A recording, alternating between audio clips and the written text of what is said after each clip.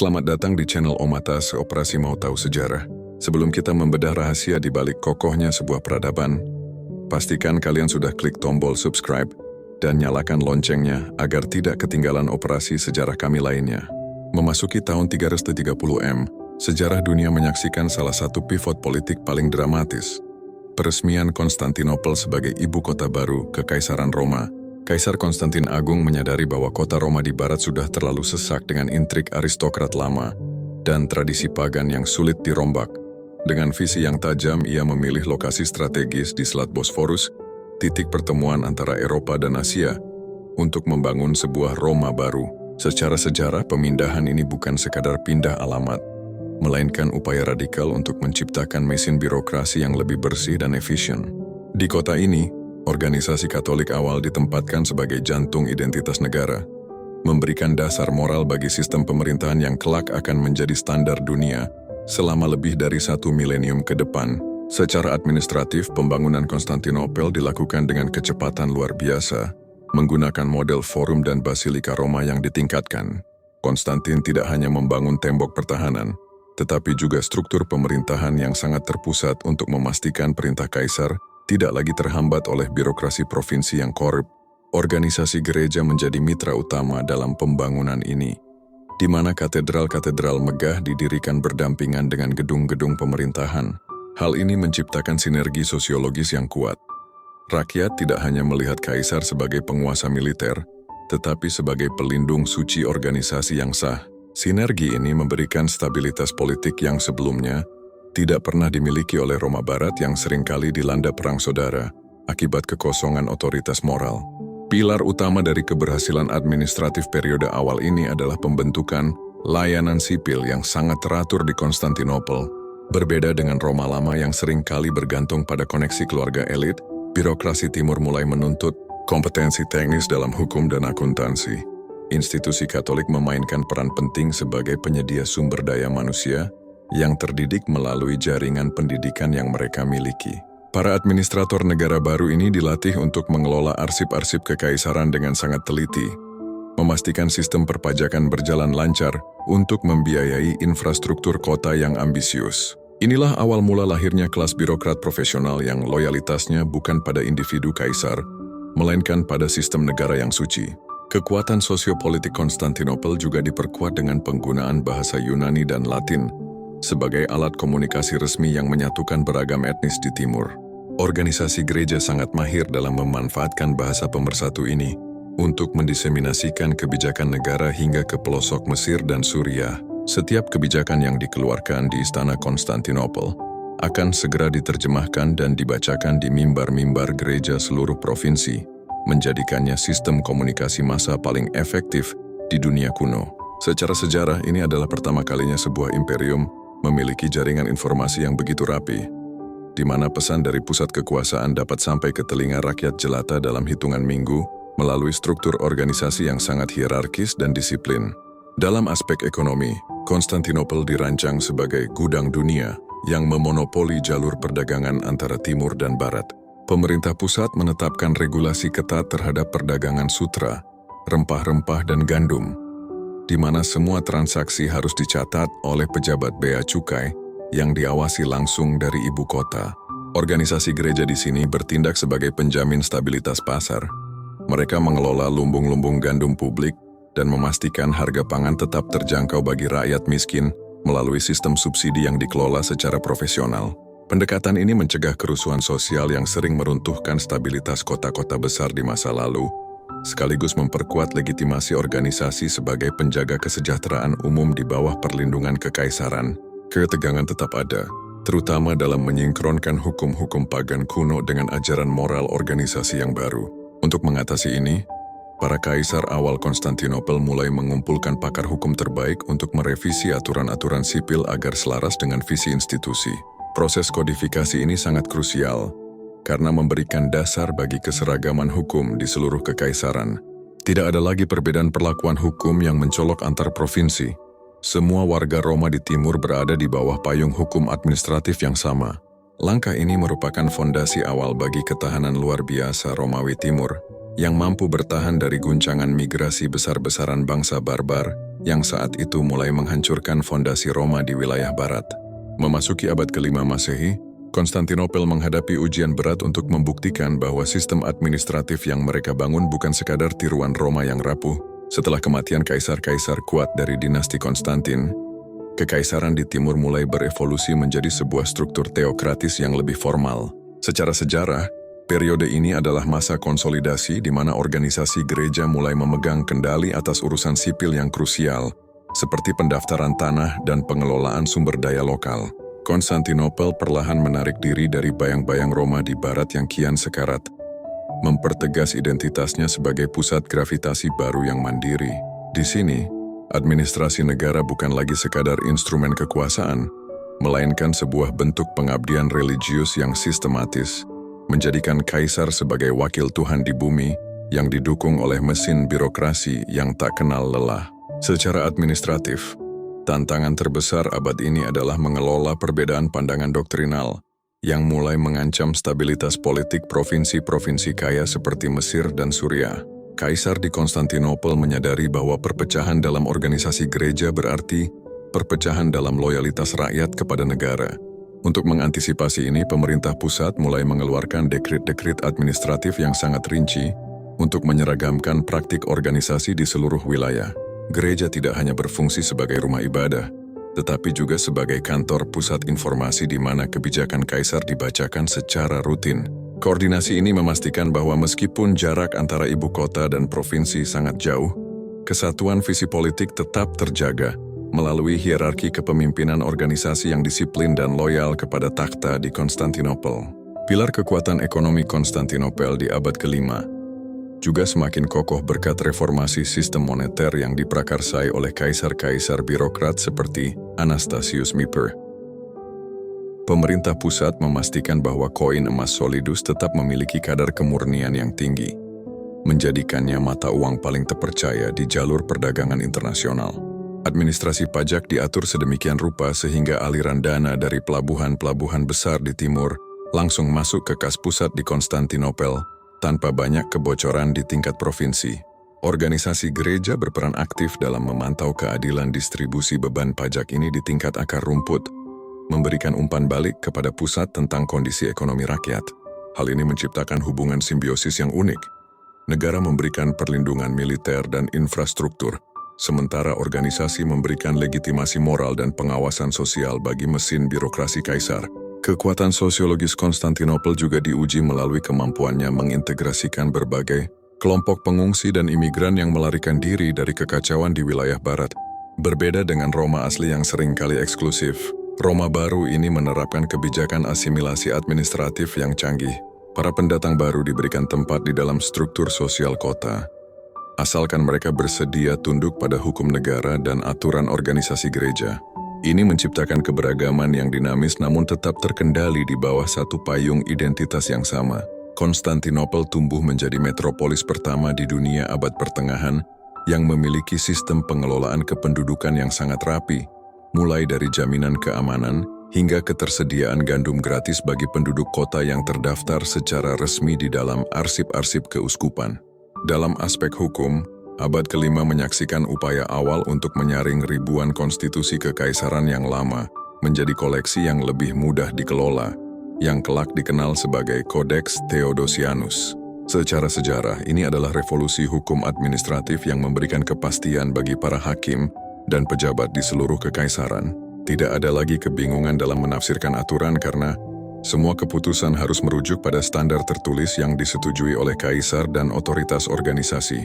Keseragaman hukum ini menjadi perekat yang sangat kuat, memungkinkan Konstantinopel untuk tetap utuh saat wilayah barat dijarah oleh bangsa-bangsa barbar.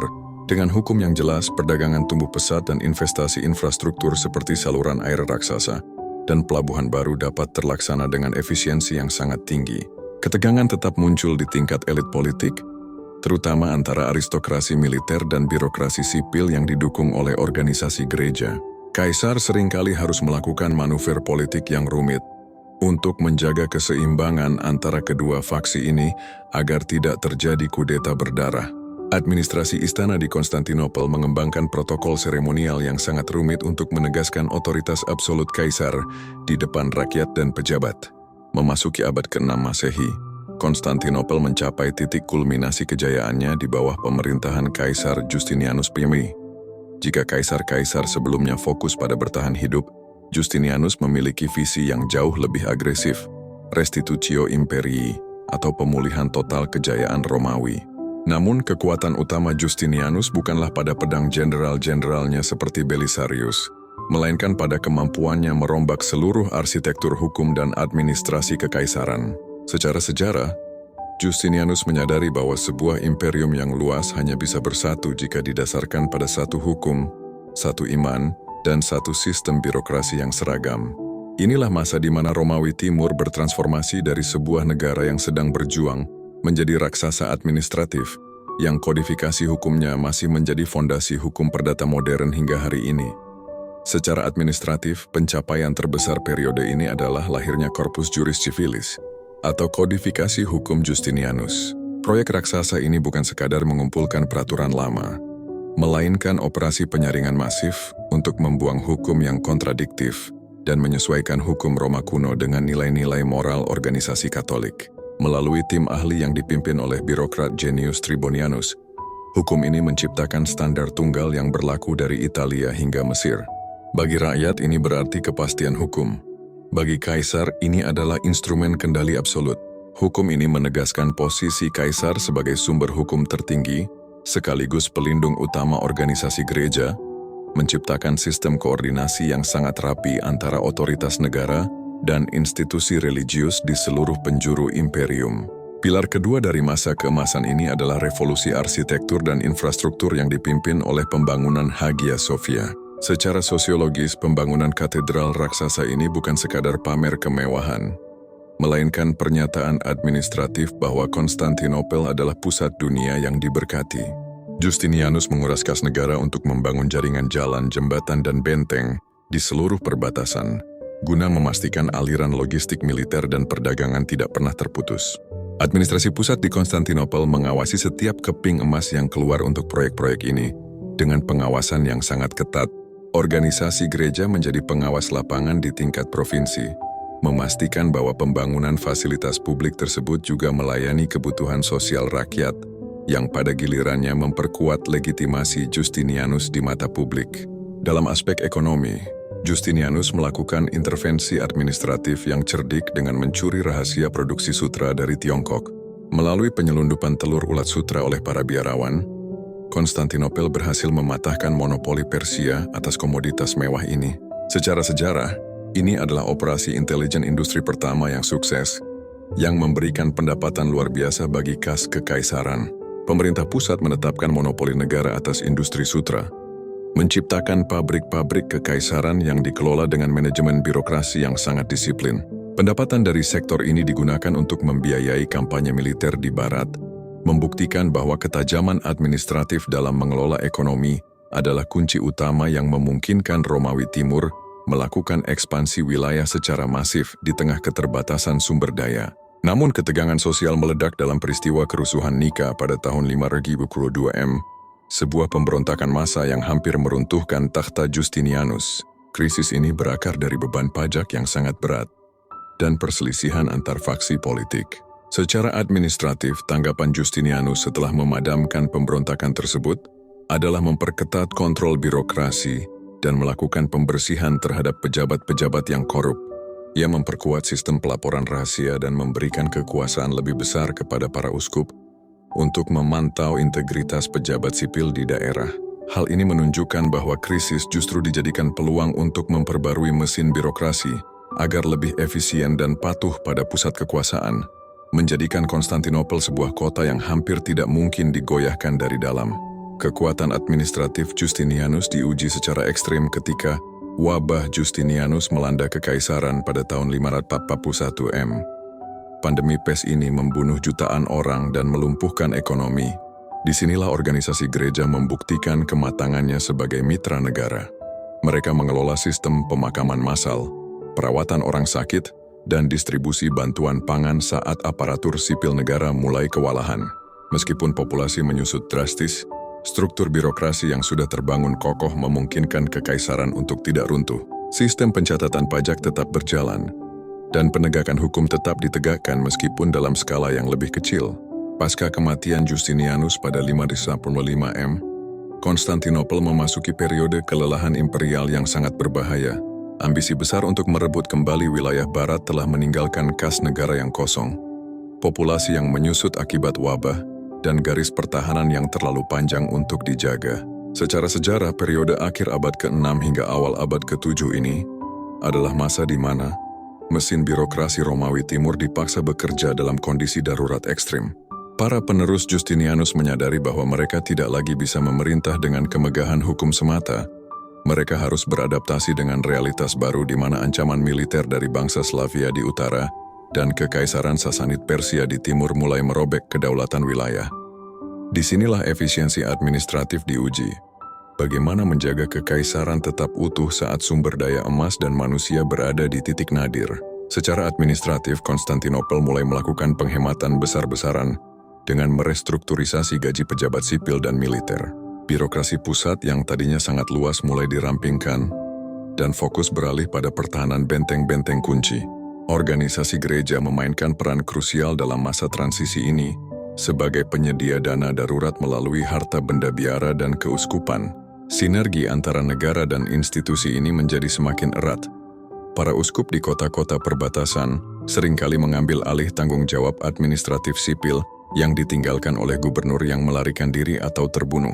Hal ini menciptakan model pemerintahan kota benteng, di mana struktur hierarki organisasi menjadi tulang punggung pertahanan sipil dan logistik pangan bagi rakyat yang terkepung, memastikan keteraturan sosial tetap terjaga di tengah ancaman invasi. Pilar ketahanan Konstantinopel di era krisis ini adalah kemampuan intelijen dan diplomasi administratifnya. Karena tidak mampu lagi membiayai pasukan tentara bayaran yang besar, kekaisaran mulai mengandalkan sistem diplomasi suap dan manipulasi politik terhadap suku-suku barbar. Administrasi pusat di Konstantinopel mengembangkan kantor urusan luar negeri yang sangat canggih, memetakan kelemahan musuh dan mengadu domba mereka satu sama lain. Organisasi gereja mendukung langkah ini melalui misi-misi diplomatik religius yang bertujuan membawa para pemimpin barbar ke dalam orbit budaya Roma. Secara sosiologis, ini adalah bentuk pertahanan asimetris. Ketika kekuatan militer melemah, kekuatan administratif dan pengaruh budaya digunakan sebagai perisai utama untuk mengulur waktu dan menjaga integritas wilayah inti. Dalam aspek ekonomi, tekanan berat memaksa Konstantinopel untuk mereformasi sistem perpajakan yang sebelumnya sangat kaku. Karena banyak lahan pertanian di provinsi luar hancur akibat perang, beban pajak mulai dialihkan ke sektor perdagangan maritim yang masih dikuasai oleh ibu kota. Administrasi pelabuhan di Konstantinopel diperketat untuk mencegah penyelundupan dan memastikan setiap komoditas yang masuk memberikan kontribusi maksimal bagi kas negara. Meskipun ekonomi secara keseluruhan melambat, kontrol pusat terhadap jalur perdagangan strategis di Bosforus memberikan nafas bagi kekaisaran untuk tetap membiayai administrasi intinya. Institusi Katolik membantu menjaga stabilitas moneter dengan meyakinkan masyarakat untuk tetap menggunakan mata uang kekaisaran yang masih dianggap suci dan berwibawa. Meski secara fisik kekuasaan Roma di daerah mulai memudar, ketegangan internal juga meningkat seiring dengan munculnya krisis kepemimpinan dan kudeta militer. Puncaknya pada penggulingan Kaisar Maurice oleh Phocas yang brutal. Ketidakstabilan di puncak kekuasaan ini hampir meruntuhkan seluruh struktur birokrasi yang telah dibangun sejak zaman Konstantin. Namun disinilah keajaiban sistem administratif Romawi.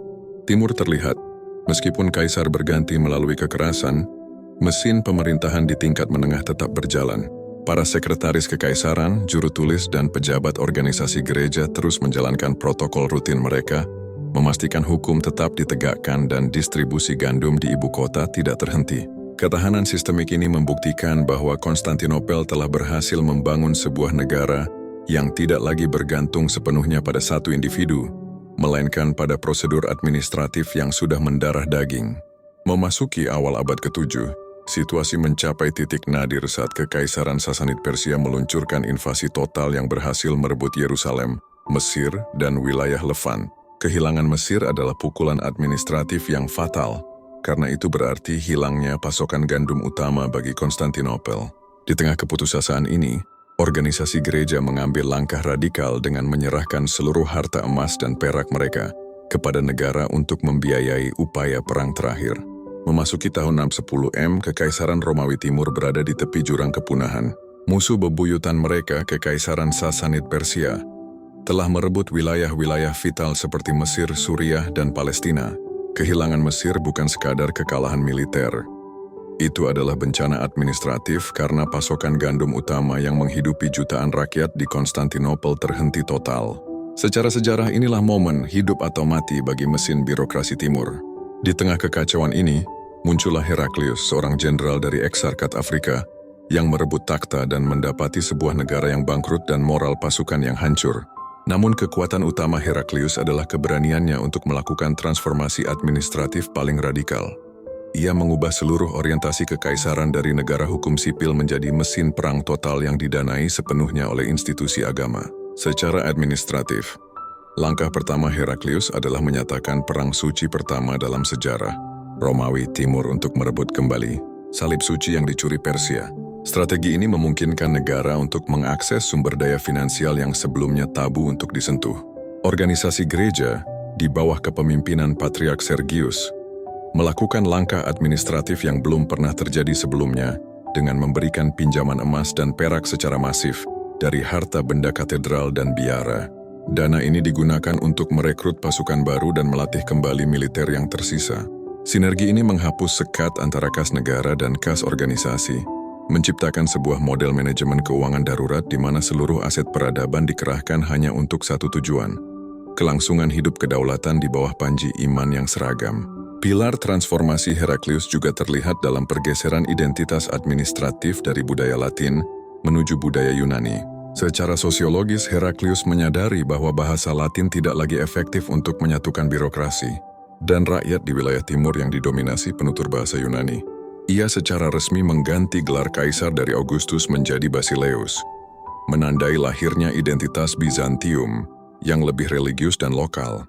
Administrasi negara mulai menggunakan bahasa Yunani dalam seluruh dokumen resmi, mempermudah komunikasi antara pusat kekuasaan di Konstantinopel dengan unit-unit militer di lapangan. Langkah ini mempercepat proses pengambilan keputusan dan memastikan bahwa perintah kaisar dipahami dengan jelas oleh seluruh lapisan birokrasi dan masyarakat yang sedang dalam kondisi siaga perang. Dalam aspek manajemen pertahanan, Heraklius mulai merintis fondasi awal dari apa yang kelak dikenal sebagai sistem tema. Karena negara tidak lagi mampu membayar tentara bayaran dengan emas, administrasi pusat mulai memberikan tanah-tanah di wilayah Asia Kecil kepada para prajurit sebagai imbalan atas layanan militer turun-temurun. Secara sejarah, ini adalah reformasi agraria dan militer yang brilian. Prajurit tidak lagi menjadi beban kas negara, melainkan menjadi petani lokal yang memiliki motivasi pribadi untuk mempertahankan tanah mereka dari invasi. Administrasi perpajakan dirombak total untuk mendukung sistem ini, menciptakan kemandirian logistik di tingkat lokal. Meskipun reformasi ini baru akan mencapai bentuk sempurnanya di abad berikutnya, benih-benih desentralisasi militer ini dimulai dari kebutuhan mendesak Heraklius untuk memobilisasi rakyat tanpa biaya tunai yang besar.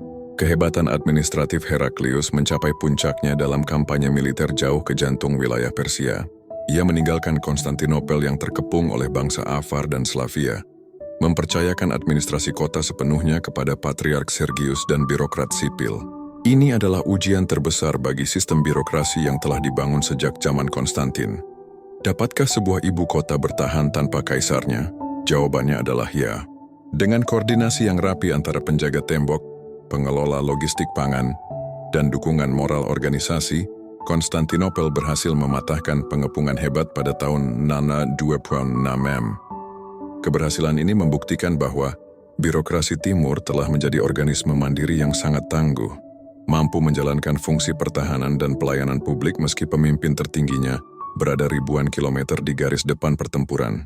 Kemenangan mutlak Heraklius atas Persia pada tahun 628 membawa kembali wilayah-wilayah yang hilang dan salib suci ke Yerusalem. Namun secara administratif, kemenangan ini menyisakan kekaisaran yang sangat rapuh dan terkuras habis secara ekonomi. Meskipun peradaban berhasil diselamatkan dari kehancuran Persia, mesin birokrasi timur tidak memiliki waktu untuk pulih. Di ufuk selatan, sebuah kekuatan baru dari Jazirah Arab mulai bangkit dengan kecepatan yang tidak terduga oleh para administrator di Konstantinopel. Tantangan berikutnya bukan lagi soal mempertahankan wilayah lama, melainkan bagaimana bertahan melawan ideologi dan sistem administrasi baru yang akan mengubah peta dunia selamanya. Memasuki pertengahan abad ke-7 Masehi, Konstantinopel menghadapi ancaman eksistensial yang jauh lebih besar daripada Persia ekspansi Arab. Hanya dalam hitungan dekade, wilayah-wilayah kaya seperti Suriah, Palestina, dan akhirnya Mesir jatuh secara permanen ke tangan kekhalifahan. Kehilangan Mesir untuk kedua kalinya berarti hilangnya lumbung gandum selamanya, memaksa birokrasi timur melakukan dekonstruksi total terhadap cara mereka mengelola negara. Secara sejarah, periode ini adalah titik balik di mana sisa-sisa administrasi Romawi kuno yang berbasis sipil dan urban harus mati, digantikan oleh sistem militeristik yang lebih efisien dan mandiri. Konstantinopel tidak lagi bisa mengandalkan pajak dari provinsi jauh. Mereka harus belajar bertahan hidup dengan sumber daya terbatas dari wilayah Asia Kecil, Anatolia, yang kini menjadi benteng terakhir peradaban. Secara administratif, untuk merespons ancaman invasi yang terus-menerus, kekaisaran menyempurnakan sistem temata. Ini adalah reformasi administrasi paling revolusioner dalam sejarah Romawi Timur. Kekaisaran dibagi menjadi distrik-distrik militer di mana gubernur sipil digantikan oleh seorang strategos, jenderal, yang memegang kekuasaan penuh atas urusan militer dan sipil sekaligus. Para prajurit diberikan tanah pertanian di dalam distrik tersebut sebagai imbalan atas kewajiban tempur mereka. Sistem ini menghapus kebutuhan negara untuk membayar gaji tunai yang besar dan menciptakan pasukan lokal yang sangat termotivasi karena mereka berperang untuk mempertahankan rumah dan ladang mereka sendiri. Administrasi pusat di Konstantinopel kini berfungsi sebagai koordinator makro yang memastikan setiap tema tetap sinkron dalam strategi pertahanan nasional. Pilar ketahanan sosial dalam sistem tema ini didukung sepenuhnya oleh organisasi gereja di tingkat lokal. Karena struktur sipil banyak yang runtuh akibat perang, biara-biara dan keuskupan di setiap tema menjadi pusat distribusi logistik dan pendidikan bagi anak-anak para prajurit. Organisasi gereja bertindak sebagai administrator bayangan yang menjaga catatan kependudukan dan memastikan moral pasukan tetap tinggi melalui narasi perang suci untuk mempertahankan kekristenan. Secara sosiologis, integrasi ini menciptakan komunitas militer religius yang sangat solid. Setiap desa di Anatolia kini berfungsi sebagai unit pertahanan mandiri yang mampu bertahan dari serangan gerilya tanpa harus menunggu instruksi atau bantuan logistik dari Konstantinopel yang jaraknya ratusan kilometer. Dalam aspek teknologi dan inovasi pertahanan, birokrasi Konstantinopel melakukan lompatan besar dengan penemuan api Yunani, Greek Fire. Secara sejarah, ini adalah rahasia negara paling ketat yang dikelola oleh departemen khusus dalam administrasi kekaisaran. Teknologi ini memungkinkan armada kecil Romawi Timur untuk menghancurkan armada Arab yang jauh lebih besar di depan tembok Konstantinopel. Pengelolaan rahasia formula kimia ini menunjukkan betapa canggihnya sistem keamanan internal birokrasi Timur dalam menjaga aset strategis. Selain itu, administrasi pusat melakukan investasi besar dalam memperkuat tembok-tembok kota dan membangun sistem tangki air bawah tanah, sistem raksasa, untuk memastikan ibu kota dapat bertahan dari pengepungan bertahun-tahun tanpa pasokan luar. Ekonomi kekaisaran bertransformasi dari sistem perdagangan terbuka menjadi ekonomi perang yang sangat proteksionis. Pemerintah pusat di Konstantinopel menetapkan kontrol ketat atas ekspor komoditas strategis dan mulai mendesentralisasi pencetakan mata uang ke wilayah-wilayah tema tertentu untuk memfasilitasi perdagangan lokal yang lebih cepat. Meskipun kekaisaran kehilangan banyak wilayah, wilayah inti yang tersisa justru menjadi lebih padat secara administratif dan lebih mudah diawasi. Organisasi gereja membantu proses ini dengan menjaga kepercayaan masyarakat terhadap mata uang kekaisaran melalui khotbah-khotbah yang menekankan pentingnya kejujuran dalam timbangan dan perdagangan sebagai bagian dari kewajiban iman. Hal ini mencegah inflasi liar yang biasanya terjadi saat sebuah negara kehilangan wilayah produktifnya secara mendadak. Ketegangan tetap muncul di tingkat doktrinal, terutama dengan munculnya gerakan ikonoklasme, penghancuran ikon, di awal abad ke-8. Secara administratif, ini adalah upaya kaisar-kaisar dari dinasti Isauria untuk memusatkan otoritas dan menekan kekuatan ekonomi biara-biara yang semakin besar dan independen. Kaisar ingin memastikan bahwa seluruh sumber daya kekaisaran, termasuk emas dari perhiasan gereja, dapat dikerahkan untuk militer. Konflik ini menunjukkan dinamika kekuasaan yang kompleks antara negara dan organisasi. Di satu sisi mereka adalah mitra, namun di sisi lain mereka bersaing memperebutkan kontrol atas aset dan loyalitas rakyat. Meskipun menimbulkan gejolak internal, periode ini justru semakin mempertegas bahwa Kaisar adalah otoritas tertinggi dalam administrasi gereja dan negara sekaligus. Memasuki abad ke-9 hingga ke-10 Masehi, Konstantinopel bukan lagi sebuah imperium yang sedang berjuang untuk hidup, melainkan telah bertransformasi menjadi adidaya administratif yang matang. Periode ini sering disebut sebagai masa keemasan Bizantium di bawah dinasti Makedonia. Sistem tema yang kita bahas sebelumnya telah mencapai efisiensi puncaknya, menciptakan kestabilan yang memungkinkan kebangkitan kembali seni, literasi, dan diplomasi. Secara sejarah, Konstantinopel berhasil membuktikan bahwa sebuah peradaban bisa lahir kembali dari reruntuhan dengan cara mengintegrasikan totalitas kekuatan organisasi gereja ke dalam struktur birokrasi negara yang sangat disiplin. Mereka tidak lagi hanya bertahan.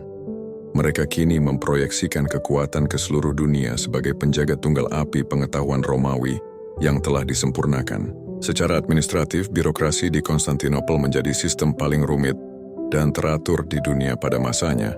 Kekaisaran mengadopsi standar prosedur operasional yang ketat dalam setiap aspek pemerintahan, mulai dari protokol penyambutan duta besar hingga manajemen arsip rahasia kekaisaran. Jabatan-jabatan birokrasi diberikan berdasarkan meritokrasi pendidikan yang dikelola oleh universitas-universitas yang didanai negara dan gereja. Sinergi ini memastikan bahwa setiap administrator adalah seorang ahli hukum, sekaligus pemaham teologi yang ulung. Institusi gereja bertindak sebagai penjamin moralitas birokrasi. Melalui sistem audit keuskupan, para pejabat yang terbukti korup akan menghadapi sanksi sosial dan hukum yang berat, menjaga integritas mesin negara tetap tinggi di mata rakyat. Pilar stabilitas ekonomi di babak final ini adalah kendali mutlak atas mata uang global. Koin emas nomisma, penerus solidus, tetap menjadi standar emas dunia selama berabad-abad karena administrasi moneter Konstantinopel yang tidak pernah melakukan devaluasi secara sembarangan.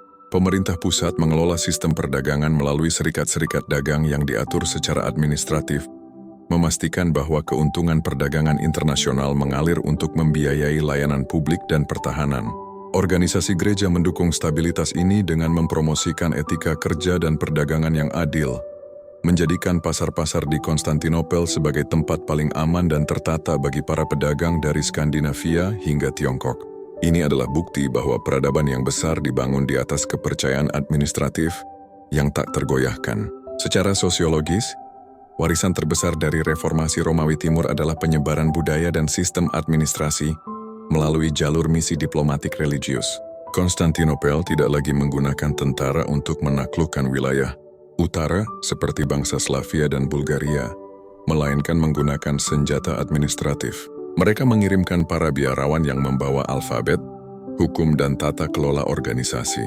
Dengan mengonversi para pemimpin asing ke dalam sistem organisasi mereka, Konstantinopel secara otomatis menarik bangsa-bangsa tersebut ke dalam orbit pengaruh hukum dan politik Roma. Ini adalah bentuk soft power pertama yang paling sukses dalam sejarah, yang memastikan bahwa meskipun wilayah fisik kekaisaran suatu saat menyusut, sistem administrasinya akan terus hidup di dalam DNA negara-negara Eropa Timur dan Rusia hingga saat ini. Ketahanan peradaban ini juga dibuktikan melalui penyelamatan masif terhadap literasi klasik, Yunani dan Roma. Di biara-biara dan perpustakaan Kekaisaran Konstantinopel, para biarawan dan birokrat bekerja tanpa henti menyalin naskah-naskah kuno yang hampir punah di barat. Secara administratif, ini adalah operasi pengarsipan budaya terbesar di dunia kuno. Mereka mengategorikan pengetahuan ke dalam ensiklopedia raksasa, seperti Suda, memastikan bahwa matematika, astronomi, dan hukum kuno tetap bisa diakses oleh generasi mendatang. Tanpa sistem manajemen dokumen yang sangat teliti di Konstantinopel, Renaissance di Eropa Barat mungkin tidak akan pernah terjadi karena sumber-sumber utamanya akan hilang di telan sejarah. Menjelang akhir milenium pertama, Romawi Timur telah mewariskan model negara modern yang pertama. Sebuah negara dengan batas wilayah yang jelas, hukum yang seragam, birokrasi profesional, dan identitas budaya agama yang kuat. Mereka membuktikan bahwa kemitraan antara organisasi keagamaan dan otoritas negara tidak harus selalu berakhir dengan konflik. melainkan bisa menjadi mesin peradaban yang luar biasa jika dikelola dengan administrasi yang tepat. Konstantinopel tetap berdiri sebagai mercusuar di saat Roma asli telah lama menjadi puing, menunjukkan bahwa sebuah ide dan sistem yang terorganisir jauh lebih abadi daripada kekuatan militer murni. Penutupan fase ini menandai selesainya transformasi Roma dari sebuah kekaisaran penakluk menjadi penjaga perdamaian dan pengetahuan dunia. Terima kasih sudah menonton video ini. Jika Anda suka dengan konten seperti ini, silahkan klik tombol like dan subscribe. Silahkan tinggalkan komentar dan share video ini.